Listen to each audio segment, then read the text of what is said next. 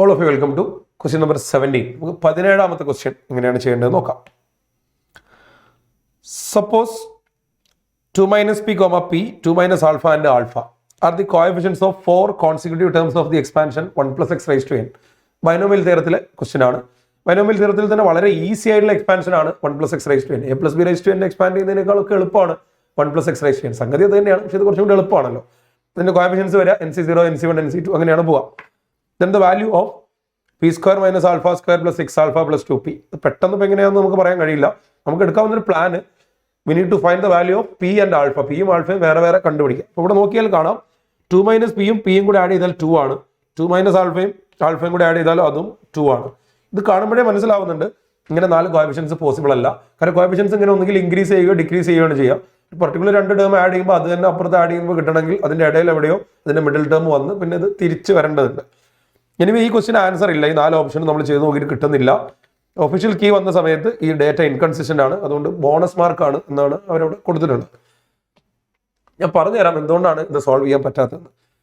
ഇവിടെ 4 coefficients consecutive ആയിട്ട് നമ്മൾ എടുക്കുന്നത് NCR, NCR+1, NCR+2, NCR+3. ഉറപ്പായിട്ടും ഇങ്ങനെയാണല്ലോ. ഇത് രണ്ടും കൂടെ ആഡ് ചെയ്യുമ്പോൾ ഇതാണ് 2 minus p യും p യും ഇവിടെ രണ്ടിടത്താണ് വരുന്നത്. അപ്പോൾ രണ്ടും ആഡ് ചെയ്യുമ്പോൾ 2 ആണ്. So NCR plus NCR+1 equal to 2. NCR plus NCR+1 is n plus 1 CR+1 equal to 2. അതുപോലെ ഇത് രണ്ടും ആഡ് ചെയ്താൽ അതും 2 തന്നെയാണ്.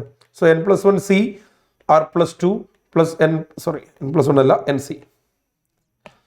NCR+2 plus NCR+3, that is also 2. That is obtained by the sum of 2 minus alpha and alpha. രണ്ടും കൂടി add ചെയ്തിട്ടാണ്. അപ്പോൾ ഇത് രണ്ടും കൂടി കമ്പൈൻ ചെയ്താൽ n plus 1 CR+3 is equal to 2 ആണ്. അപ്പോൾ ഇത് 2 ആണ്, ഇതും 2 ആണ് എന്ന് വെച്ചാൽ n plus 1 CR+1 is equal to n plus 1 CR+3. അപ്പോൾ ഇവിടെ ഈ രണ്ട് ലോവർ സബ്സ്ക്രിപ്റ്റ് ആഡ് ചെയ്താൽ ഇത് കിട്ടണമല്ലോ. അങ്ങനെയാണല്ലോ നമ്മൾ പഠിക്കുന്നത്. NCX is equal to NCY ആണെങ്കിൽ either x equal to y or x plus y is equal to n. x equal to y എന്തായാലും പോസിബിൾ അല്ല. r+1 can never be equal to r+3 for any values.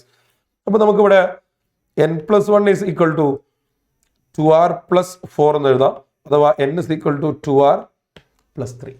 അപ്പോൾ നമ്മുടെ coefficients 2r+3 CR plus 2r+3 CR+1 is equal to 2 എന്ന് വരും. This is inconsistent. ഇത് നമുക്ക് solve ചെയ്താൽ ആറിന് വാല്യൂ ഒന്നും കിട്ടില്ല. സോൾവ് ചെയ്ത് കാണിക്കാവുന്നതാണ്. നിങ്ങൾക്ക് ഇത് രണ്ടും കൂടി ആഡ് ചെയ്യാം, അങ്ങനെ ചെയ്ത് നോക്കാം. അതേപോലെ തന്നെ രണ്ടാമത്തെ സൈഡിലും ചെയ്യണമല്ലോ. 2r+3 CR+2 yes. അപ്പോൾ ഇവിടെ നിന്നൊരു സൊല്യൂഷൻ കിട്ടും, അപ്പുറത്ത് വേറെ വീണ്ടും ആറിന് വേറെ വാല്യൂ കിട്ടും. അത് രണ്ടും തമ്മിൽ ഇൻകൺസിസ്റ്റന്റ് ആണ് വരിക.